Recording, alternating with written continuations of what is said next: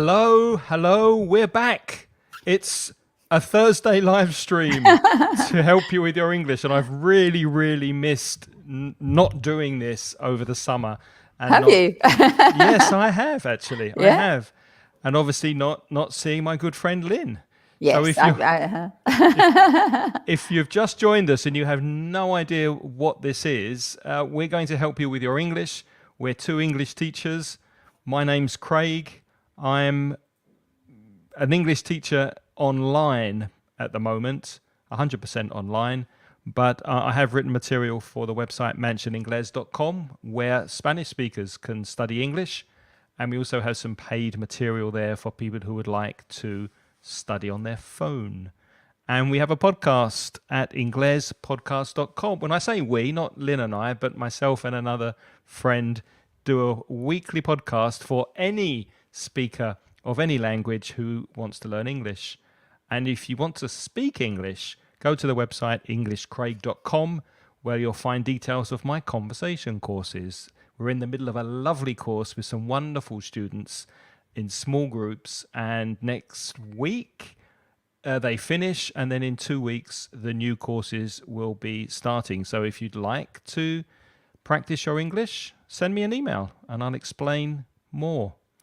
And Lynn, let me introduce. That way. Yes. Why don't you introduce yourself to anyone who doesn't know you? Yeah, well, I'm a bit more straightforward. I only have one website. Craig has many. He has a hand in every pie. But I'm a little bit simpler. My website is called putitlikethis.com. I am also an online teacher, and I kind of specialize in tailor-making courses for people with different objectives. So first of all, I have a chat with you and find out what your objectives are in English, which areas you want to improve. Maybe it's you want to pass an exam, or maybe you don't want an exam, but you just want to be able to talk English, speak English well on holiday, or maybe you need to improve your writing in English, or maybe you're a business person and you need to improve your spoken English because you do a lot of presentations. People have all sorts of different aims, and I try to create a course to help you achieve your objectives. So if you're interested, go to putitlikethis.com and you can find out more details of the kinds of courses I run, and you can also get in touch with me over the website. Okay, putitlikethis.com is Lynn's webpage. Now, some of you may be watching for the first time, in which case, welcome. Please say hi. Tell us where you're from or where you're based at the moment. And for people who have seen us before on live streams, we've got some changes, haven't we, Lynn? We've been thinking over the summer, and we've decided to mix it up a bit, to do a couple of changes. So what's the new? So we thought, well, I'm always trying to figure out why you're actually listening to us, because I know that you have very different needs. Some people are listening to us because they want the listening practice and they enjoy watching and participating in the live streams. But some people have very concrete aims as well. And I know that many of you are trying to prepare to do some kinds of exams to achieve different levels. And so we're not going to make it exam based, really. That's not our aim. It will still be a stream of the kinds of videos that we've done up to now, but we're trying to do it a little bit more systematically. Now, many students say to me, and I think maybe to you too, Craig, you tell me, but they say to me that the problem with all of the exams is when they do the speaking and when they do the writing, they just can't think of things to say or write. They run out of ideas and they don't know what to say. So we're not going to be helping you with the techniques of the exam at all, but we thought we would maybe every second live stream, we're going to dedicate one live stream around a topic. And that topic is to try to inspire you with some ideas about the kinds of topics they use in exams. So we're going to be talking today, for example, about tourism, but we've shifted the focus to like a blessing or a curse. So we're going to be discussing the advantages and disadvantages of tourism, because there are a lot of questions in the speaking and in the writing that are based on tourism, for example. And we thought we'll do that twice a month. So one class we'll dedicate to like a topic, and then the other class, Craig, you can tell them the other class, the focus of the class will be Yeah, more. the other class, well, just to add something to what Lynn said, the vocabulary areas that we'll be focusing on, for example, today tourism, are areas that we've taken from the Cambridge exams, the what we call the upper suite exams. So the B2, the C1 advanced, the B2 first, C1 advanced, and the proficiency. So there are areas that are quite common, and you can find these topic areas online. We'll be focusing on specific areas that Cambridge have said these are the vocabulary areas for these exams. So we haven't just picked them out of the air. They are specific No. Cambridge topics. And the next or every other session or live stream that we do will be more language focused. So we'll focus on a little bit of grammar, maybe some pronunciation, maybe some collocations, maybe some phrasal verbs. So it will be a more general focus on aspects of language that we hope will be useful for you in your English studies. Hi, Concha. Concha's with us. Good to see you here, Hello, Concha, in the Concha. chat. Hello. And I see we've also been joined by Jacqueline from France. Bonjour. And Romy from Argentina. Hello. That's nice to see you. Nice to see you again, Concha, too. Yes. So this is our plan. We thought we will try this out until Christmas, and we'll see if you like it. And of course, remember, we're always open to suggestions. So if there's any things that you want, please tell us, because we're here for you, really. We enjoy working together, Craig and I, but we do enjoy trying to help you guys out there with your English. So whatever we can help you with, we would like to try to use this format, this live stream class in that sense. Absolutely. And if you have just joined us, say hello in the chat. People are joining as we're speaking. And as Lynn just said, we're going to look at tourism. Is it a blessing or a curse? So looking at it from both sides, the negative and the positive, and also looking at tourism from the holiday makers, the people that actually are tourists and go to places, and also the people who receive tourism. So the people who work in the tourist industry, work in hotels, restaurants, etc. We'll look at the pros and cons as well for them. And of course, for all speaking and writing topics, it's important to have both sides of the argument. So you need the pros and the cons. But notice as well that vocabulary, blessing or a curse, because that's an alternative way of saying, well, it can be a blessing or it can be a curse. You can also say, well, it can be good, but it could be bad. Or you can say, well, there are advantages and disadvantages. So that's another phrase that you can use to avoid repeating yourself when you're saying things. Yeah. Alice joined us from Mexico. Long time no see, Alice. It's been hello. a long time. She was a student in my class before we started the live stream. And I see. Just going straight back on. I haven't seen Ali for at least 15 minutes. I know Ali is a keen tourist, so she loves traveling and she's been to some wonderful places. So hopefully, Ali, you'll enjoy this lesson. Let's kick off with some vocabulary. Yes, just a little bit of vocabulary, because we'll probably be using this a lot. Now, these words, tourism, sometimes other language learners have problems with that, because it has actually a diphthong in there that's very unusual for many languages. It's ua, and so we say tourism, tourist. So tourism is obviously the general topic. Tourist, or the industry. Tourist is the person who does it. Then we have again touristy, and the touristy is it's the adjective, really, isn't it? We also have another adjective, which is touristic. When we say touristy, it's a bit touristy. it's usually a little bit negative, I think. Would you Yeah. agree? Yeah, it's also more informal. I think It's touristic more would be the more informal. neutral, more formal maybe, and Exactly. touristy. Yeah, it's a bit touristy. You It's usually a get bit a bit loaded before it. with Yeah, it's negative, yes. a bit Or people touristy. say it's not too touristy. So touristy has that negative element too, but touristic is pretty neutral and more formal, as he said. Sometimes you'll hear people talking about over tourism. That's a concept now. Okay, so we talk about the industry of tourism, but we also talk about the effects of over tourism. Another type of tourism is ecotourism that you might have heard about, and that is tourism You that's say eco, I say eco. you say eco. Eco, Okay. interesting. Eco. Ecotourism.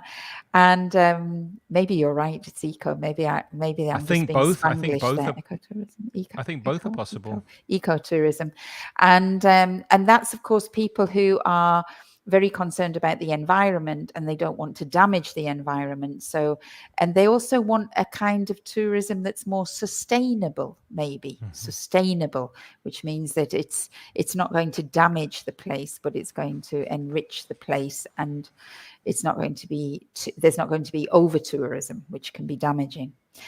And then I've also added a couple of other words there: swarming and overrun with tourists. Would you like to explain those, Craig? Yeah, when I look at the word swarm, I think of bees, lots of bees together, a big collection of bees. If you can imagine tourists like bees going to one place. You could also say it's really crowded. You've probably come across that word before. If a marketplace is crowded or a beach is crowded, then it's full of people. Swarming is negative. If it's swarming with tourists, then it's not a good thing. There are too many people. I think ants as well, little ants. You said Yes. bees, and I think of ants because suddenly you see ants when they're all over everything.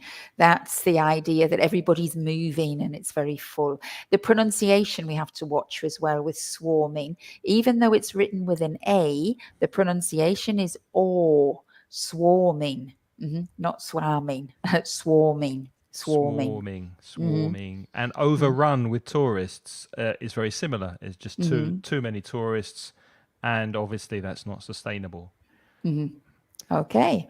Moving on, then we've got some more here. Trip and travel are often confused. Travel is usually a verb. It can be a noun if you think of Gulliver's Travels, for example, or my travels to Africa, but it's usually a verb. So I don't travel very often. I travel once a year, but trip is probably the one you want to use when you want a noun. So I'm going on a trip next month, or I'm going on a business trip,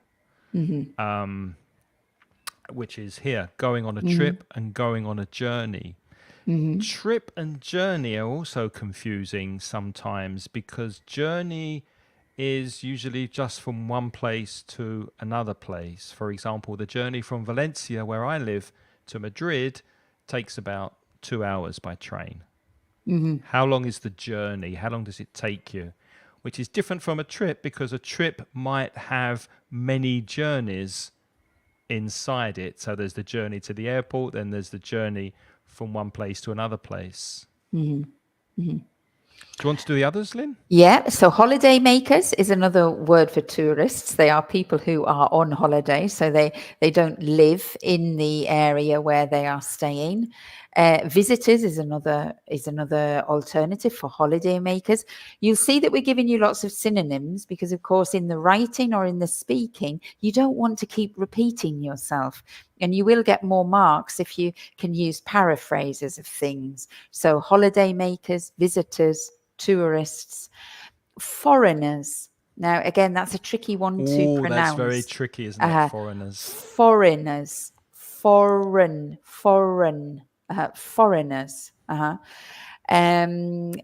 Foreigners means people who are not of the local nationality. So anybody who is from abroad, we have that word abroad, A-B-R-O-A-D, which I didn't put here. And abroad is another country to yours. And so People from abroad, obviously in your country, are foreigners. And sometimes we make a distinction between foreign tourists and domestic tourists. Domestic tourists are of the nationality of the country that they're visiting. So, for example, Craig and I live in Valencia. It's a bit tricky because we're English, aren't we? So we're also foreigners. But we feel that we're Spanish because we've been here a long time. So if Craig and I go to Barcelona, I would like to be classified as a domestic tourist rather than a foreign tourist. Would you? Yeah, because we're permanent residents. So because we're permanent residents, that's right. We would be tourists. Oh, Denise is here now. Denise, hi Denise. She's from Greece and she works in tourism. Oh, great! And she has a shop on a lovely Greek island. So she would probably be very aware of tourists swarming around, for example. Well, you'll be telling us. Well, you'll be telling us those things now, Denise, because we have now the first question, don't we? So we're going to ask you guys to think, because remember, this is a topic-based class, and you have to be able, possibly, if you're doing an exam, you need to generate ideas very quickly. So we're going to ask you now, can you write 3 positive things? Hang on a second. That have you got the more detailed question, Craig? Because that's too general. No. But I can well, change can it. you take it away? Can you take it away? You listen to me, everybody. I want 3 positive things about the benefits of traveling for you. So when you are a tourist, what are the 3 benefits of traveling for you? Why do you want to be a tourist? Presuming you do. I think most people do at some point. We've been tourists. And what are the three motivating factors for you? What are the 3 things that you get out of tourism? If you can put them down in the chat, and then we'll share these ideas with everybody, because the idea is to generate more ideas, of course. So Rosario's already written to know new people and places. Yeah. I agree with that. Would you, Craig? Yeah. Yes, I mean that's one of the wonderful things about tourism. Even though the world feels sometimes like it's getting smaller and the cultures are not so different as they used to be, perhaps, I think there are still some lovely places where you can go and learn about different culture, different people, different ways of life. And I think too, for me, when I go traveling, it's the idea if you can connect with the culture in some way. Because I think sometimes there are 2 ways to see it. You can go and you can observe the culture, which is like a bit like looking in through the window. You can observe the culture, which is also enriching, I think, as on an individual level, isn't it?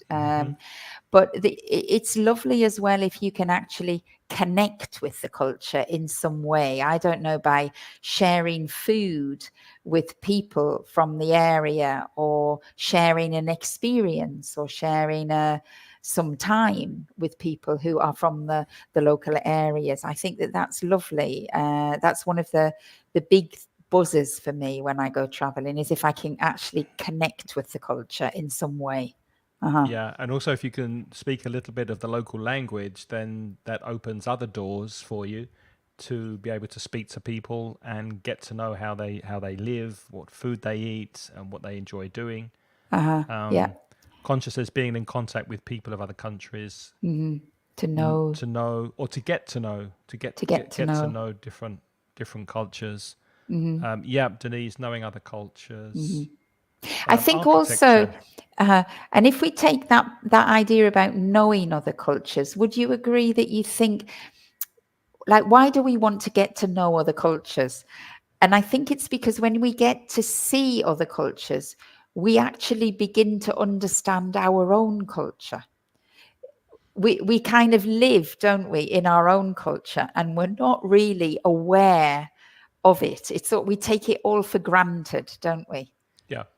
Yeah. And I think when you see other cultures, it makes your own culture very apparent, very visible.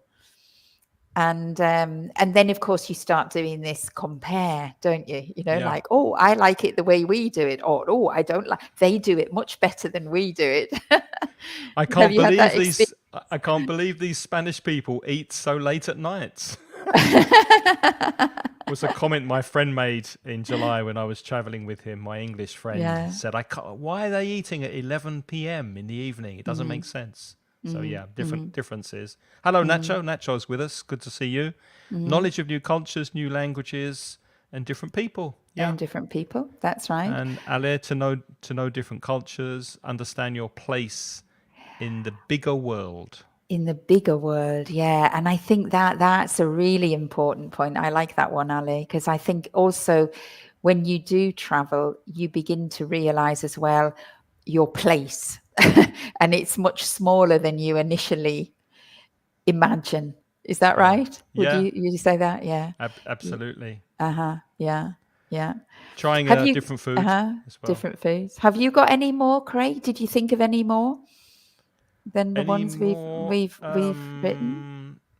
I like traveling, and it's different to what people have been saying. It doesn't really matter sometimes. Well, that's not true. It does matter where I go.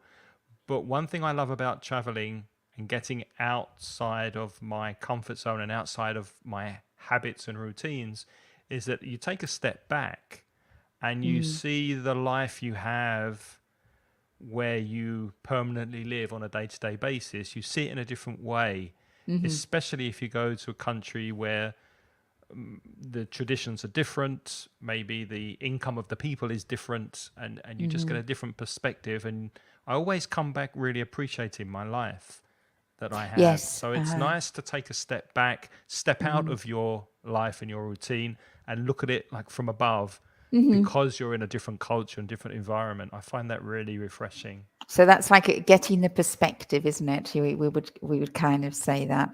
I also put down here a very obvious one, maybe not for Spanish people, but you know, lots of people are tourists because they're looking for the sun or they're looking for the cold.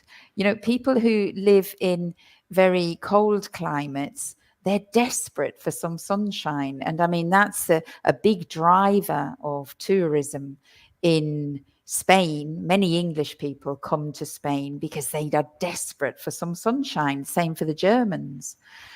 And then I suppose there's the opposite effect of it as well. Some people who live in hotter climates, they crave the cold. Could you Yeah. write? I'll put. Can you put crave in there? Because that's maybe a word that's not really sure. They crave the cold, which means they have this desire and they really, really want the different climate. So I Yep. think we also we go for the people, the culture, but sometimes we go for the weather Yeah. as well. Yeah, absolutely. Especially English people who are rained on for 10 months of the year. When they come to Yes. Spain, they love the sunshine. Uh-huh. Gallo Javier's asking, hi, did you say take for granted? For granted. If you take something for granted, then you don't appreciate it, because sometimes when we have things and we get used to them, we get accustomed to them, we stop appreciating them. And it's Or we nice think to, they're just normal, and we don't recognize them anymore. It's almost as if we don't see them anymore. You can also take somebody for granted. So often in long relationships between husbands and wives, sometimes they complain that they are taking each other for granted and they are no longer appreciating the effort that the other person is putting into the relationship. So you can take somebody for granted, or you can take something for granted as well. Another person mentioned, I can't remember who it was in the chat, but they also said architecture. That was yes, Denise. Denise, yeah. Yeah. Now that's an interesting element. Do you travel for architecture, Craig? No. No. I mean, if I see beautiful architecture, then I appreciate it, especially if the architecture of the place or city creates a particular atmosphere, then I appreciate that. There's only one building I think that's really, really impressed me, and that was the Taj Mahal in India many Lots years of people ago. say that. I've It never was the seen that. it stopped me in my tracks. I went, Hmm. wow! It was such a Hmm. beautiful building, and that's the only building that's really sort of gone above my expectations. Because you Yeah, hear lots of things like, oh, the Eiffel Tower, and you see it and you think, yeah, it's lovely, it's nice, but you expected something maybe a bit more. But the Taj yeah. Mahal was incredible. Uh, uh. I've got some Okay, more benefits, you know. tell I'll us. tell you I some have, more. yeah. Well, I think, you know, a lot of people do tourism because if you've got kids, it's like I saw it as kind of part of their education. You know, I took my kids to different places because I wanted them to also appreciate that perspective on their own life and also to understand their place in the world. So I think some people go traveling because they see it's an important part of education as Hmm. well, you know, Yeah. of their own education or the education of people they're responsible for as well. Did you Uh-huh. travel with them when they were very young? Yes, I did, but that was not really for their education. That was for necessity, so they could see my parents because my parents live in Ah, New okay. Zealand. Yeah. So I did travel with them when they were very, very young, but that was more because of family reunions. Yeah. But I Mm. mean, we did want them to see certain things and the world, you know, a little bit. Uh-huh. Yeah. Hmm. And What else have somebody you got? said, Rosario said, sometimes people travel to look for beautiful scenery. Absolutely. And different kinds of environments, you know, like some people want to see mountains, for example, if they live in very flat areas, or some people travel because they don't have beaches and they don't live near the sea.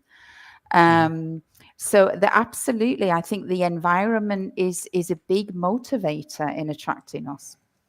One Absolutely. last thing I had was do you think that some people, I'm not sure whether this is true or not, but I have observed this. But do you think that some people travel because everybody else is?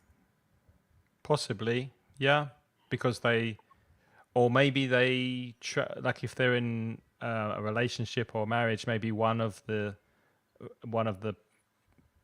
people want to travel, and and the other one doesn't. So Uh-huh. maybe they're traveling just to keep, not to take the other person for granted, as we Yeah, said. okay. So they So want to to make the like other share one happy. happy, Um, so they do it, yeah. And I think with social media now, like I'm very aware, do you know the word bucket list? You know bucket list, yes, Craig. I don't of know if the other course. people know bucket lists. A bucket list is something traditionally, originally, it was if you were terminally ill and Or you just getting old. or just getting older, you had a bucket list, which was a list of things you wanted to do or experience before you died. But now on social media, it's very popular for very young people to have bucket lists. And they seem to be traveling around the world, ticking off places. Yeah, it's also Um, tied very strongly to social media and Instagram. So yeah. you want to have that Instagram photo in front of the Taj Mahal or in front of the Uh-huh. Eiffel Tower so that it goes on Instagram. Yeah. So it kinds of like, so maybe those people who do that, maybe they're traveling because they feel it sort of adds to their own identity in some way. Would you say Yeah, that exactly. could be? Yeah, I don't know what you guys think. If you think that's, or am I just talking a load of rubbish? You can, No, you I think can tell that's us. I think I agree with you. I think that's true. Nacho Yeah. says the Alhambra in Granada is a nice visit. It's nice to visit at Uh-huh. least once in a Uh-huh. lifetime. Once in a Yeah, lifetime. actually, what you're touching on there, Nacho, is of course history. That's another reason to travel. Some people do travel because they're very interested in history Hmm. and archaeology or world history. And yeah, I think I'm like, if Nacho likes that, I think I am. When I go to places, I really want to actually find out about the history. Hmm. Yeah, me too. Uh, it's a big thing. Like Mhm. Concha says, traveling opens our minds. Uh-huh. Uh-huh. Okay, shall we move Right. to the Sure. next question. So now you have to think, because again, this is idea generation. Now you have to write 3 positive things about the benefits of tourism in the places where it happens. So now we're looking for benefits of tourism in the tourist places, not for the travelers, but for the places where tourism happens. Now, I'm sure that is it Denise? Is it who has the place in Greece? You're somebody working in the tourism industry. If you have a shop, Yeah. So please tell us, what are the benefits? So can you guys try to brainstorm some ideas about the benefits of tourism in the places where it happens? Mm-hmm. We'll see what you think. We can certainly see the effect. Well, not so much here in Valencia, although I do see tourists here in the summer. But when I travel down to see my sister, and she lives further down the coast of Spain here on the east coast, I can definitely see the benefits in her area as well as the drawbacks. And we'll come on to the drawbacks and the disadvantages in a few minutes. Yeah, we're going to do those separately. So for the moment, we're only positive things for the moment. We're thinking positively. Positive. First the good news, then the bad news. Yeah. Well, maybe you want to give a couple of ideas, Craig, while people are thinking. So the positive. Well, obviously, the obvious one is the money that comes in. I mean, lots of money comes in through tourism. It stimulates the economy. There's a phrase for you, to stimulate the economy, to bring money in. And obviously, where we are here in Spain, there are people who buy property here. So they're not only spending money on shopping and furniture and other things like that in restaurants and bars, but they're always getting maybe their pension transferred from other countries if they've moved here permanently. So there's that money coming in to the country's economy. Yeah, and I was in the summer, I went to Peru, and the guides in Peru told me that, you know, they're very happy to have tourism because it is stimulating their economy a lot. And they needed that after COVID, and also after. I mean, Peru is a developing country, and it's still, there's a lot of people who don't have jobs. So the tourism is very important. It's a very important, and it was in Spain, and it is in Spain. Tourism is a massive important sector of employment, isn't it? Yeah. Mm-hmm. That's. I just want to say hello to my friend Rita, who's joined us, and I'm Oh. pleased to hear that it's nicer listening to us than to a political debate. That's nice. That's nice to know, Rita. I'm very happy. So you're welcome. I'm pleased. Well, we're not trying to get elected, are we? Well, I'm pleased we've dragged you away from your political debate on TV over there in Italy. Yeah. That's great. Rita, do you live in an area that's popular with tourists? I can't remember where you are in Italy. I think you're in the north, but I might be mistaken. Rosario says that increases the incomes in shops, hotels, and restaurants. That's very true.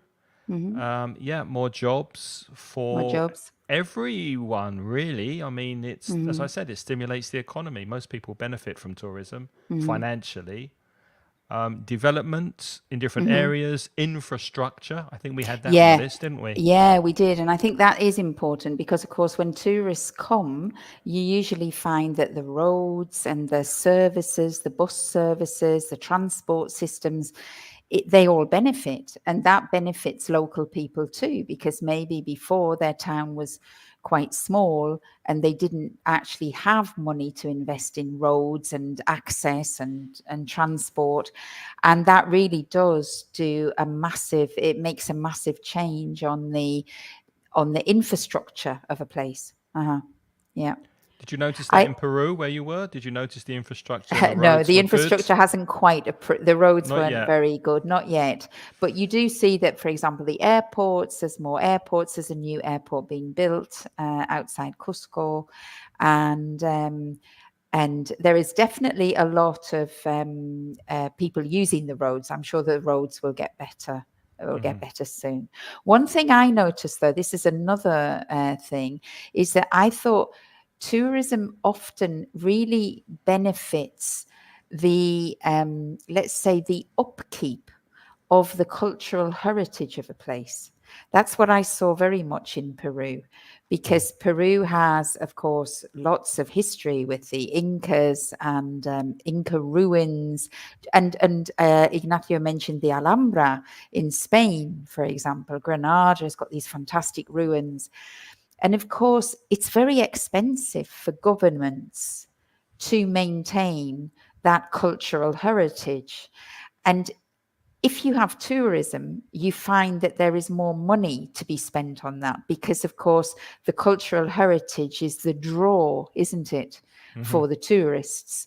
So I think sometimes people say it damages the environment, but in terms of cultural heritage, often for sites, certainly like ruins and castles and buildings, you usually find that tourism is the thing that's keeping them alive, isn't it? Yeah. Really, Yeah. you know. It's keeping the economy alive. Yeah. Well, it's not keeping not just the economy, but the buildings themselves, Yeah. the history. You know, it's keeping the history of a place alive. Yeah. Although there is a reverse side to that. There is a downside, but we'll come on to the downsides in a minute. Yeah. Another thing, if I can add, because Denise has said interacting with different cultures. And of course, that is a benefit, isn't it, as well? Because it makes the local place less insular. So the benefits of like getting the right perspective or getting a good perspective of your place in the world, that is there. Would you think that works both ways, doesn't it, for the place and the... Yeah, absolutely. Opens a place up to the outside world. I mean, some local people might not appreciate that, but it's definitely a plus for others. Meeting people from other walks of life, from other countries, then it opens the minds of the local people culturally as well. It helps them also with language. All the people who work in tourism who learn English, for example. Exactly. So it makes them more linguistically capable too, you know. I often say, I mean, if you're lucky enough to live in a country that does have a lot of English tourists in a certain area, go there and practice your English with them. It's cheaper than going abroad. Yeah, that's true. Okay, should we get to the negatives? Okay, you were dying to get to the negatives, weren't you? Well, we've got to be balanced here. We've got to be balanced, yeah. So for balance. Okay, so what are the 3 drawbacks of tourism for us as tourists? I bet nobody ever thinks about that one. Because when I wrote that question, I thought that's not what you think of. You always think about the drawbacks for the places, but do you ever think about the drawbacks for you going as a tourist to places? That's a bit trickier. So get your thinking caps on, everybody. Start thinking and writing.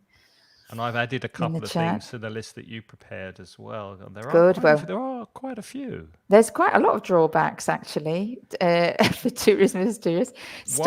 Tell me, Craig. Tell me one that you. Well, before we look at that, while people are thinking, this is, by the way, something you should do if you are writing for a Cambridge exam. Just spend 5 minutes or so, no more than 10, but maybe about 5 minutes, making 2 lists. If you're writing an essay, for example, in a Cambridge exam, it's a really good idea to get the pros and the cons, to look at the argument from both sides. So you should be doing this just in note form. 2 columns, advantages, disadvantages, a plus and a minus, and then just quickly list a few things for each side. And then all you need to do in the body of your essay, the main part of your essay, is just connect your ideas. And to compare and contrast, because that's what they really like you to do. They're always liking you to compare and contrast. Exactly. So you can take a side if you like, if you think tourism is wonderful, and you can still do that, but you must contrast it with or mention the drawbacks that could be seen by other people, or maybe you feel that the drawbacks are outweighed by the advantages. At the end of your essay, just tie it all together and give your own opinion. So everybody here in the class today are just you're all you're convinced that you love being a tourist. There's Only no positive negatives, things, only no positives for negatives. you. Come on then, Craig, tell us one. Tell us a negative one. Well, the obvious drawback is expense, isn't it? I mean, I went on holiday this year in August, and I look at my bank account when I came back, and it's like this. I've spent so much money. So yeah, now you have to build up the bank account again, or pay off your credit card debt Yeah. because you spent a lot of money on holidays. So, if you do go on holiday locally and just take the car and go somewhere in your country, for example, it could work out a lot cheaper than flying abroad to maybe a more expensive place. So cost is definitely something It's that needs definitely to a be considered. yeah, I agree. Another one I thought was stress, because a lot of people think that they're going on holiday to have a rest from work, and then they go on holiday and they don't really rest. They're dashing to this monument and to that site. They're going sightseeing, and they are in overcrowded places, and it's quite stressful. It's hard to find restaurants or bars that have free tables, and they might get sunburned. Yeah, and actually they come back in a worse Food poisoning. state, in a worse state than when they went. I've got So to sometimes it's not great for your physical condition to be a I've got tourist. I've got to Sometimes it's ask better you, to Lynn. rest at home. I've got to ask you on that. Are you the kind of person who does sort of tick things off a list? Are you a really busy tourist where you got like an itinerary and you're moving around constantly, making the most of your time, or are you more relaxed and chilled and you just want to take I a step think back? really I'm somewhere in the middle. I Okay. wouldn't like to, for example, to travel all the way to Peru to go to a beach. I wouldn't do that because it's just too far. So my trip to Peru was quite full, I have to say, with And lots of cultural, things. if I But it understand. was cultural. I went with guides all the time, so we had good, excellent guides in Peru. I can really recommend them. And of course, through the guides, you actually met people, and you learned a lot about history and the place. But it was busy. But I think that's to do with the fact that Peru is so far away from here. So if you're going to spend so much money on the flight, then of course you want to take advantage of your time there. Of course. But I'm not a person who likes to tick things off. Like, I'm quite happy to miss things. I don't have to see the Eiffel Tower if I go to Paris, Yeah. because you've everybody's seen it on pictures anyway. So Yeah. You've seen it on the TV. You know what it looks like. Just avoid yeah, the tourists. yeah. Camino says, "Hi, Camino. I hate forgetting things at home. Yeah, That is you a good one. Yeah. you need a list, Camino. I have a list that a checklist before I go on holiday, and I make sure I've got my socks and my toothpaste and everything I need, and I just go down the list and tick the boxes. So there is physical discomfort, really, I suppose, Camino, if you forget things that you need. Yeah, there is that. Yeah, Ignacio's got a good few, huh? Dangerous places. expensive bills, Bills. and the tap water. Yeah. Ooh, yes. Could you drink the tap water in Peru? Is it No, drinkable? no. No. You It's a had bottled to water. have bottled water. Well, boiled water, actually. We tried to. I mean, when we were in towns, we had bottled water, but when we were in more like rural areas, we just boiled water and had boiled water. Also, Camino says the preparation is awful. Yes, my wife usually prepares our holidays, so I don't. You have to check flights, look for the best price. Sometimes the flights get cancelled. It can be a pain in the neck when you're Yeah, organising a holiday. yeah. What else do we have on the list? I have. Well, go on. I have one that's not on the list that you prepared. Lost luggage and flight Ooh, delays. yes, yes. These days, the many airline companies are just not reliable. You can get to your destination with no suitcase, and you have to live for 3 or 4 days or 5 days or longer without your clothes, and you have to buy clothes, and it's It's Yeah. just a hassle. And the delays, I think now air traveling through airports now Yeah. in the last 20 years has just changed so much, and it's extremely stressful. Yeah. You have to be really careful in airports because they change gates, they lose the luggage, the connections don't work, and you have to be very prepared, don't you, now with, like, your travel insurance and knowing what you can do and what your rights are. And yeah, that is certainly flight travel can be, but of course, by traveling by car too, you can be in long delays in summer Yeah. season, stuck in the car in traffic jams. So there are, I mean, you have an easier, more relaxed time if you stayed at home, I think. Yeah, Yeah. definitely. Denise has written, if you get sick in another country, and yeah, that is a big that can be a big downside, can't it? Because it Yeah, can be very expensive. it's happened to In me. It's happened to my Has wife. it? So yeah, Yeah, it's not very yeah. nice. No. But it shouldn't And shop. Shouldn't stop you traveling. I think you should still be able to travel. But yeah, but it's I a mean, it can, if you have an accident and you can't fly home on the normal time and you get stuck in the country for like another 2 weeks or another 3 weeks, that can be really quite serious, and it can affect all of your life. It could affect your work when you go back, your job, your family, everything. So there is a risk involved, I suppose. You're sounding very choppy. Has something changed with your internet connection? Oh, I'm sorry. I don't think so. And we can hear you, but you sound a bit choppy. Oh, could just be me moving. I'll try to be. Is that better? No. No. We'll carry on. We can hear you. We can hear you. It's just a bit choppy. So we're moving on then to the final discussion or the final question, which is, I don't actually have it here. So can All you right. tell So me, Lynn, it's and I'll we create a now banner we for want it. to have the drawbacks of tourism in the places where it happens. So this In is the the places one where I it think that we all have happens. drawbacks for. So 3 drawbacks or 3 things about the drawbacks of tourism in the places where it happens. What's Oh, negative for the Denise is going to have places? something to say about that for sure. I think all of us do, really, because I think it's very much in the news right now, isn't it? Yes. Yeah. Yes. So there's many ideas for drawbacks of tourism in the places. So can you tell us? Can you help us out here?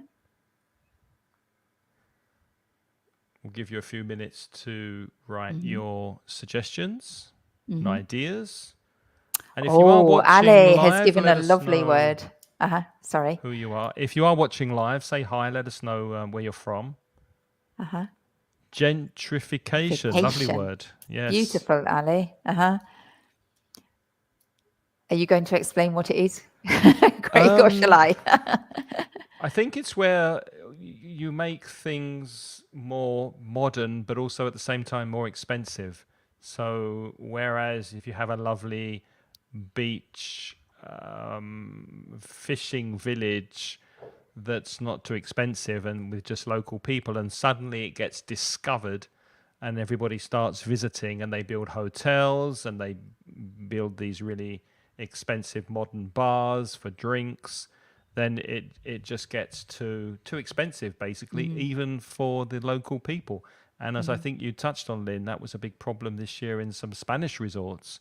There were protests in Barcelona and the Canary Islands because the prices were rising too much, because people couldn't find anywhere to live, because most of the flats were Airbnb, and people who lived in the city, they couldn't find anywhere to live.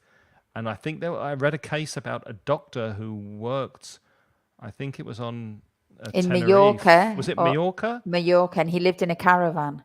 And he Is was that? living in a caravan because Yes. as a doctor, he wasn't getting paid enough to afford the local tourist prices in the summer, which is ridiculous. Yes. I suppose that's the effect of over tourism. And when we said before that, it can kind of really, tourism can help promote the local culture and traditions, because the focus of the area is to promote the local buildings, the local traditions, the local customs. But it is a kind of balance, isn't it? And sometimes if it starts to be too much tourism, then you actually find that the local culture disappears. And with gentrification, that is what happens to certain areas, because the local people who used to live there, who were the ones who were maintaining the traditions, they're the ones that are forced to move out.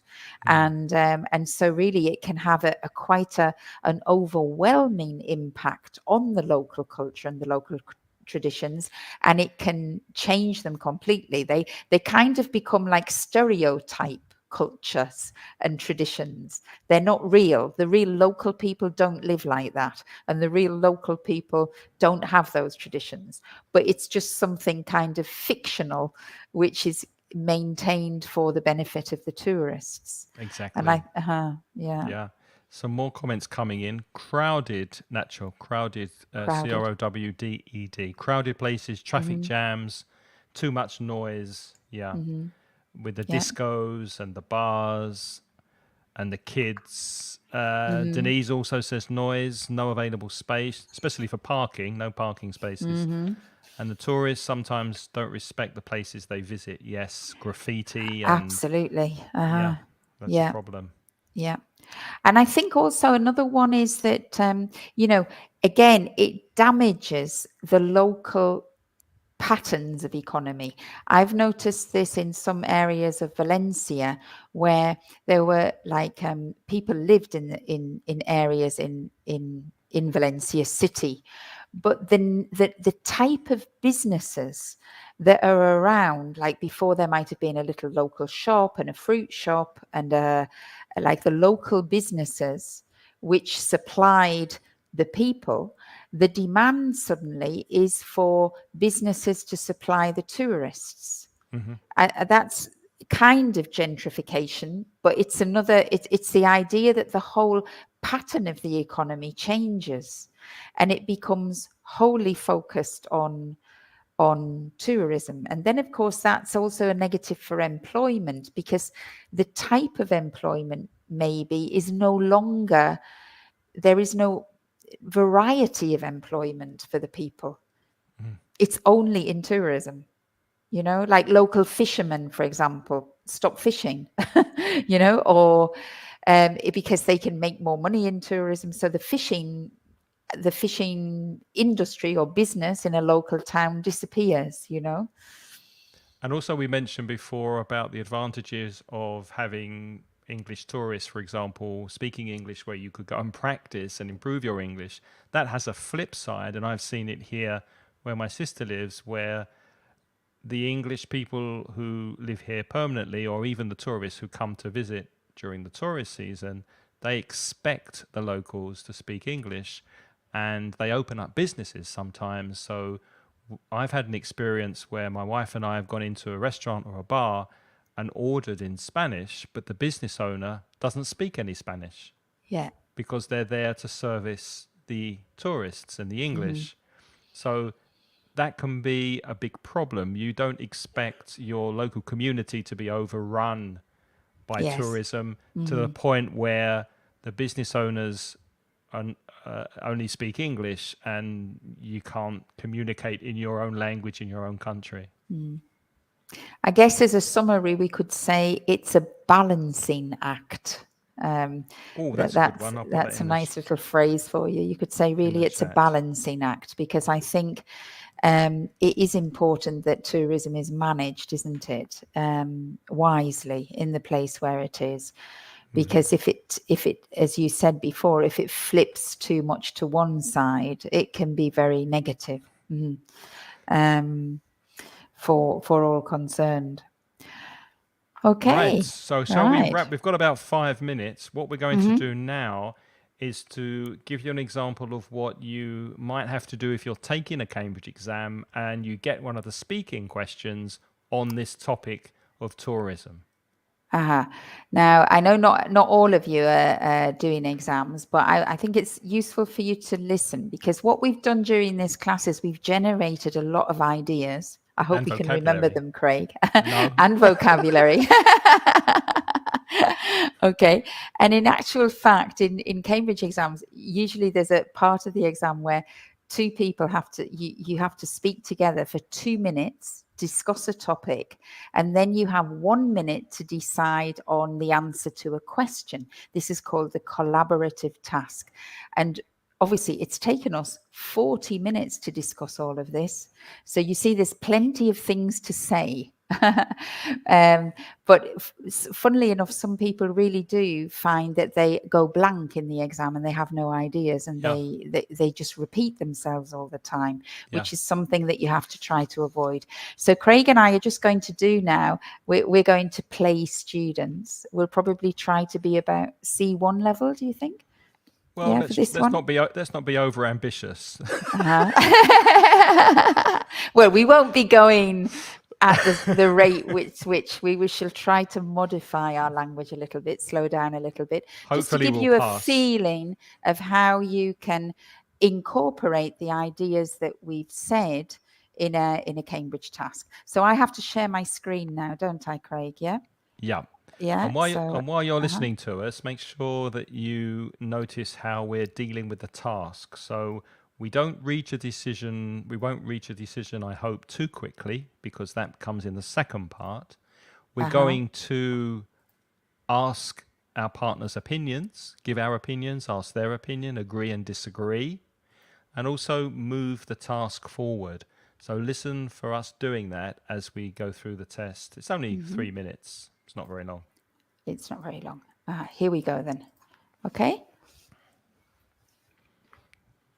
Are you sharing then, Craig? Yes, Yeah. everyone can see that. Okay. So how does tourism affect these areas of life? Can you see it, Lynn? Can you see Yes, the I can see rubric? it now. Yes, I can as well. Okay, so what do you think? Let's start Are with... you starting the timer? let's start Yeah. the timer. I'll give the Okay. instruction. The examiner usually says tourism is a popular topic nowadays. And often people want to know, how does tourism affect different areas of life? Here are some ideas they think about and a question for you to discuss. But first, you have some time to look at the task, and then they usually give you like 15 seconds to look at that. And then they'll say, talk together about how tourism affects these different areas of life. Talk together. Would you like to start, or shall I, Craig? Well, let's look at the environment first, Yeah, because okay. obviously if you're flying somewhere, then you're burning fossil fuels, and that's not good for the environment, is it? That's polluting. That's true. And also sometimes in little islands, maybe there's a lot of cars from tourists and it causes a lot of pollution. But on the other hand, sometimes it's good for the environment, because maybe in small villages, the local people can't afford to look after the environment. And if they attract tourism, they often maintain, old castles or old buildings or facilities. So sometimes tourism can be positive for the environment too, I think. Yes, I agree with that. I've seen that in my local area as well. Let's move on to employment, because obviously if there is a flourishing tourism industry in your area, that's going to create jobs. And that's a good thing. What do you think? Yeah, I think most people do perceive it as good, but I have heard arguments saying that some of the jobs are not very high quality jobs, and also the jobs are seasonal. So sometimes they're only in the summer and then not in the winter. So I think it does. It is good for employment in the sense that it creates jobs, but I'm not sure whether it's good in the long term for. It's not good quality jobs, that can sustain people. Yeah, that's also true. What do you think about language? Because if you do get English speakers in your area, you can practice with them. Obviously, you might not have a good level of English, but at least you could try and speak to tourists who come to Yeah. visit your area. Yeah, I think so. And I think it's a good thing, really. It's a win-win situation for the tourists and the local people because they can like extend their capacities to speak more than one language. And I think that that's really good. It's good for international understanding and it's also good for your brain, you know? Thank you. Hmm. That's it. Okay. Okay, thank you. Now you have about a minute to decide which of these areas is affected the most in the long term? Talk together. Oh, that's a tricky one, isn't That's it? yeah, that's a Uh-huh. difficult question. Would you like to go first? Well, I think maybe the environment we don't really know because I think sometimes people preserve it and sometimes people abuse it. So I don't think I think we can ignore the environment. Um, We I haven't think spoke. Sorry, go ahead. yeah, go ahead. We haven't really spoken about culture or happiness. I think happiness is also quite subjective, but I'm thinking maybe culture is the thing that is impacted the most in the long term because culture changes all the time. So if we are a globalized world and people are moving to different places, culture will be affected. Culture is going to change. If I can jump in here, I Mm. think I would disagree. I would go with employment because Oh. if the tourism is sustainable and it continues over time, then I think Hmm. those seasonal jobs would extend, and also there are businesses that can earn enough money during the tourist season to sustain them Hmm. throughout the year. Do you agree with that? Yeah. Maybe you're right because possibly culture. It depends how much they interact with one another, doesn't it? And there are some Yes. tourist areas where there is little interaction between people. So probably you're right. I think employment maybe is the one that's going to be affected the most. Mhm. And that's the end of the test. I think we managed to agree. All right. Okay, I'll stop the share now. So that's Okay. how you might want to approach the Cambridge speaking task at C1 or even at B2 with maybe slightly a lower level language. We did use some advanced We language did there. use some advanced language. You used a very nice phrase. It's flourishing, you said. I like that. Mm, 2 points. 2 points for Craig. I think he was better, don't you think? It's not a competition. We're It's not not a competition, comparing. though. No. Nacho says that he thinks we passed. Thank you, Nacho. Thank you. So anyway, that's what we are thinking of doing every second live stream. So obviously next time we'll do a very similar live stream, but it will be focused obviously on a different vocabulary area from the Cambridge speaking and writing papers. And then next time we meet, Lynn, we'll maybe do a bit of grammar or language focus or Yeah, something. we'll do something that's more language focused next time. And maybe just if anybody is here interested in doing exams, another practice activity that you might want to do, because of course you couldn't do the speaking here live with us, but what you can do, is take maybe the title of our class today, which was "Is tourism a blessing or a curse?" And maybe you just want to try to write something discussing the pros and cons and developing your ideas and trying to connect the different ideas that were brainstormed today so that you don't just stick with, yeah, it's good because everybody likes tourism, or no, it's bad because there's too many people. So that the discussion doesn't stay at that superficial level, but maybe you can try to formulate a paragraph expressing your opinion about it, And if you want to which have it is checked, you could go important. to Cambridge Write and Improve, which is their Yeah. AI system. I put it in the chat for you. So you can Hmm. check with them and you'll get AI feedback, which is Yeah. obviously not the same as a live teacher, but it is quite effective. It's getting better all Yeah. the time. So you could try writeandimprove.com by It's Cambridge. Yeah, I think it's certainly useful that AI, it will pick up language errors. Yeah, it might not pick up errors of style or organization, but it will pick up language errors. So it's good. It'll help you improve your language control. And of course, if you Okay. want a real flesh and blood teacher, you could always go to Lynn's website. Oh yeah. Well, you're not offering exam. Well, you've got exam material, haven't you, on Mention Inglés? Yeah, I also, well, you go first and explain what you Yes. do, and then Well, I'm an exam teacher, so as well. I mean, I teach lots of other things, but I also do exam preparation. So if you are really looking for exam preparation, you can come to me at putitlikethis.com, and I will be able to train you in the techniques to pass the exam. And Craig? if you want, I focus more on conversation. So there are a couple of conversation students in here watching this. So thank you for being part of the audience today. And if you are interested in joining the next course, which is starting next in 2 weeks' time, then go to the website englishcraig.com, where you can book a consultation with me for about 10 minutes, and we'll have a chat. And I'll let you know the dates and the times according to your English level. EnglishCraig.com. And of course, Mention Inglés is where you can study if you're a Spanish speaker. And whatever language is your mother tongue, you can listen to the podcast at inglespodcast.com.